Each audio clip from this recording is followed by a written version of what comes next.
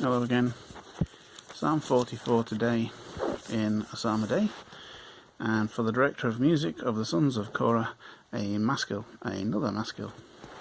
It's quite a long one, 26 verses, so I'm going to hope that I get this on one file, because I've tried this 4 times already and it's not worked. Psalm 44. We have heard with our ears, O God, our fathers have told us what you did in days long ago. With your hand you drove out the nations and planted our fathers. You crushed the peoples and made our fathers flourish.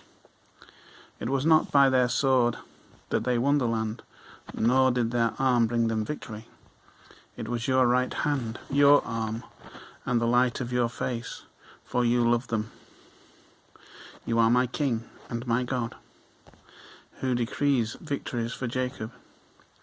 Through you we push back our enemies. Through your name we trample our foes. I do not trust in my bow. My sword does not bring me victory. But you give us victory over our enemies. You put our adversaries to shame. In God we make our boast all day long, and we will praise you and praise your name forever. But now you have rejected us. You have humbled us. You no longer go out with our armies. You made us retreat before the enemy, and our adversaries have plundered us. You gave us up to be devoured like sheep and have scattered us among the nations. You sold your people for a pittance, gaining nothing from their sale. You have made us a reproach to our neighbours, the scorn and derision of those around us. You have made us a byword among the nations. The peoples shake their heads at us. My disgrace is before me all day long, and my face is covered with shame, at the taunts of those who reproach and revile me, because of the enemy who is bent on revenge. All this has happened to us, though we had not forgotten you or been false to your covenant. I question the truth of that. Our hearts had not turned back, our feet had not strayed from your path. But you crushed us and made us a haunt for jackals, and covered us over with deep darkness.